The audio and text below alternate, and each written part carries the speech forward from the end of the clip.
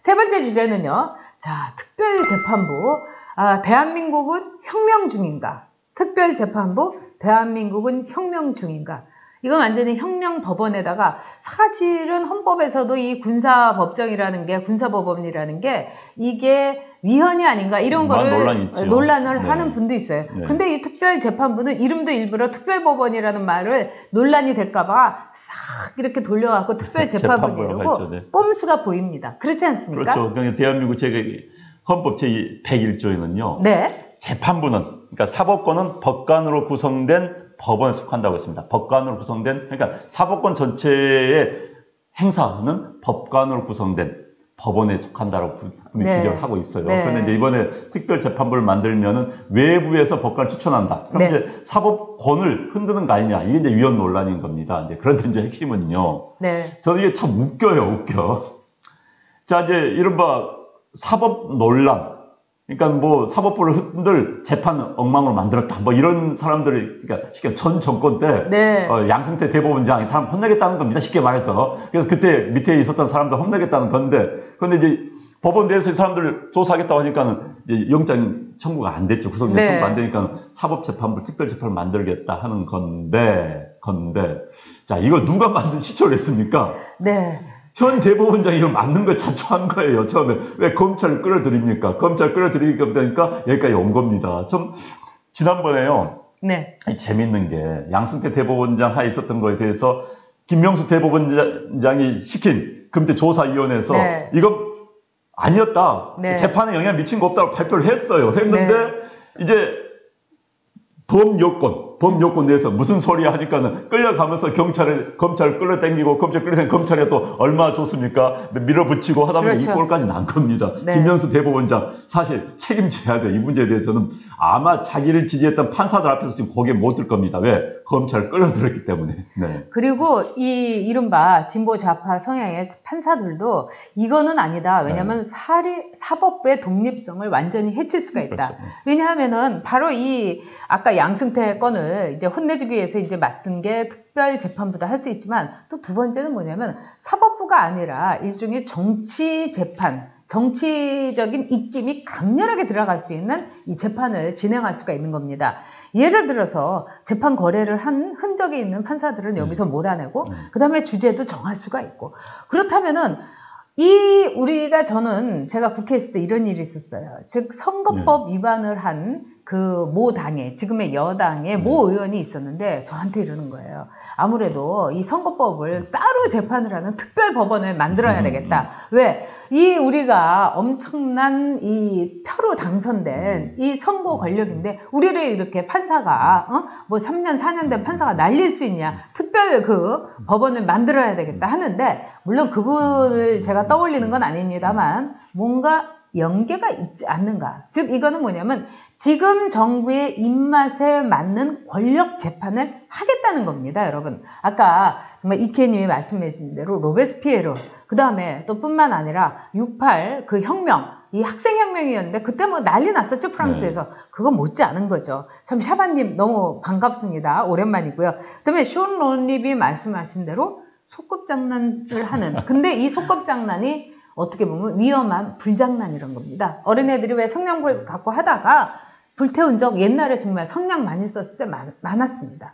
위험한 불장난이라는 겁니다. 근데 불장난이 끝일 것 같지가 않습니다. 저는요, 이 글 써신 거 그 아이디어와 기발함이 깜짝 놀랍니다. 우리 차유님께서 특별행정부 다시 만들자. 정말 기발하십니다.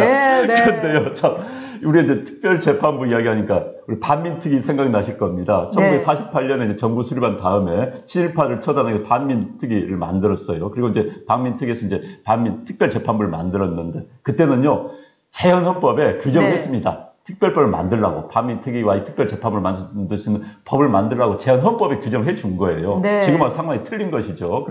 그런데 이제 특별재판부를 만든다. 그런데 이제 재밌는 게 현재 이제 특별재판부를 구성할 수 있는 결국은 판사가 핵심 아닙니까? 근데 이제 박주민 의원이 관련 법을 내놨어요. 민주당이 박주민 의원 여기에 이상한 거 많이 주렁주렁 매달고 다 살아나 있습니다. 그 의원이요. 근데 거기에 보면 이제 특별위원회가 구성이 돼가지고 특별위원회가 이제 판사를 이제 지명을 하게 될, 추천을 하도록 돼 있는데 네. 그 특별위원회 구성이 재밌어요. 대한변협 3명. 판사, 그러니까 판사회의가 있습니다. 근데 이게 이제 이른바 현 대법원 그 재판부와 아주 색깔 같은 판사회의에서 3명. 그 다음에 시민들 3명. 시민 누가 합니까? 시민단체 임명할 수밖에 없죠. 시민단체가 누굽니까? 그럼 이제 네. 어떻게 되겠어요? 네. 임명할 수 있는 권한을 가진 위원회 구성 자체가. 그분들이 이제 추천하면 대법원장 임명을 하게 된다고 하는데, 뭐, 이제 2배수를 추천한다고 하는데, 자, 그러면은 특정 성향을 가진 사람들이 또 그걸 지배하고 그 성향대로 재판을 하는 겁니다. 그런데 제가 문제를 꼭 강조하고 싶은 네. 것은 양승태 대법원장 시절에 저는 약간 사법부가 해서는 안 될 일을 했습니다. 로비한 거예요. 해서는 안 될 일을 한 거예요. 근데 전 재판 자체에 영향을 미치지는 않았다고 저는 생각합니다. 그건 현재 대법원 판사들도 그 이야기를 하고 있고 그 다음에 현 대법원장이 지명한 위원회에서도 그 이야기했어요. 재판에 영향을 미친 건 없다. 맞습니다. 그런데 이제 이게 자꾸 이런 식으로 하니까 많은 국민들이 사법부 불신이 돼버린 겁니다. 재판에 영향을 미쳤던 걸로. 그건 아닌 것으로 밝혀지고 있어요. 그런데 재판에 영향을 미쳤다? 그렇다면 앞으로 모든 재판을 국민들이 불신하는 겁니다. 사법 불신이 되면 우리나라의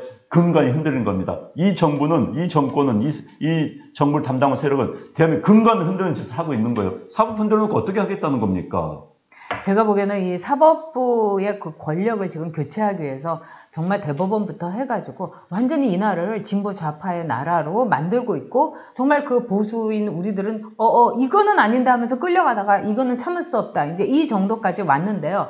아까 이케이님이 안토니오 그람시의 그 글을 올려주셨어요. 건실한 산업국가를 적화하려면 나라를 모든 면에서 완전히 망가뜨려야 된다. 네네. 근데 또 이 정부에서는 그람시라면은 완전히 깜빡 죽는 사람들을 굉장히 많이 그렇죠. 써요. 예. 즉 그람시의 말하자면 문화 진지론. 네. 즉 문화 쪽에 있는 데서 진지를 구축하고 나서 혁명을 그렇지. 해야 된다. 그래야지 혁명이 수월하고 나라를 뒤집어 엎을 수 있다. 그러니까 김제동을 비롯해갖고 연예인들에게 엄청난 전리품을 챙겨주고 있는 겁니다. 주진우 말할 것도 없고 김어준 말할 것도 없고 그런 점에서 우리가 정신 똑바로 차려야 된다고 생각합니다. 지금 이 사안은 특별법원 문제, 이 특별재판부라고 제목만 바꿔가지고 참 눈 가리고 아웅하고 있는데요. 이 문제에 대해서 여러분 우리가 눈을 확실하게 떠야 됩니다. 이거는 매우 위험한 사안입니다. 그렇죠. 제가요. 네. 이 정부가 이 현재 집권 세력이 이렇게 생각해요. 대한민국을 진짜 혁명주의로 생각하는 겁니다. 네. 촛불혁명에서 혁명으로 정권을 잡았다. 그런데 촛불혁명은 이제 우리가 수사적으로 표현을 할 수 있지만은 혁명은 아니죠. 왜 혁명이라는 것은 정말 인민들이라는 표현을 일부러 쓰겠습니다. 피플이라는 번역이 사실 인민이 맞습니다. 인민들에 의해서 권력이 넘어간 경우를 혁명하는. 그런데 대한민국에서 박근혜 정부에서 문재인 정부의 권력 이양은 대한민국 헌법 질서에 따라서 순조롭게 이루어진 겁니다. 헌법에 따라서 국회에서 3분의 2가 탄핵을 했고 헌법재판소가 심판을 했고 그리고 또 그 절차에 따라서 대통령이 물러났고 그리고 나서 절차에 따라서 대통령 선거가 이루어져서 집권을 한 거예요. 순전 헌법적 절차에서 이루어진 겁니다. 그렇죠. 그런데 이걸 혁명 아니에요. 기존의 헌법적 절차에서 권력 이양이 순조롭게 되는데 이것이 무슨 혁명입니까? 혁명은 다 엎어버리는 게 혁명입니다. 그런데 이 상황을 혁명적 상황으로 전제하고 대한민국을 통치하려고 하니까 모든 사단이 벌어지는 겁니다. 그래서 프랑스 가가지고 프랑스 혁명과 비교하면서 촛불혁명, 프랑스 혁명 비교할 수가 없는 거예요. 저는 촛불혁명을 폄하하고자 할 생각이 아닙니다. 프랑스 혁명과 비교할 수 있는 사안이 아니에요. 그러니까 프랑스에서 이상한 이야기가 나온 겁니다. 그래서 촛불혁명, 저는 일정 정도에 대해서 인정합니다. 그런데 그걸 가지고 모든 걸 해결할 수 있는 정치적 이용하면서 모든 걸 뒤엎어버리는 것, 이건 아닌 것이죠. 그렇습니다. 그래서 지금 이 상황 속에서 우리가 이 특별법원이나 마찬가지인 특별재판부를 이 사람들이 왜 이것을 밀어붙이는가. 그리고 여기에 대해서 이 한국당 빼놓고 나머지 4당은 여기에 꽤 왜 이렇게 또 똘똘 뭉쳐갖고 가고 있는가. 이건 또 국회의원들의 굉장히 이권, 즉 말하자면 자신들의 선거법 같은 거를 거기다가 또 토스할 수 있는 그런 속셈도 있다는 거 여러분들 잊지 마시기 바랍니다. 네.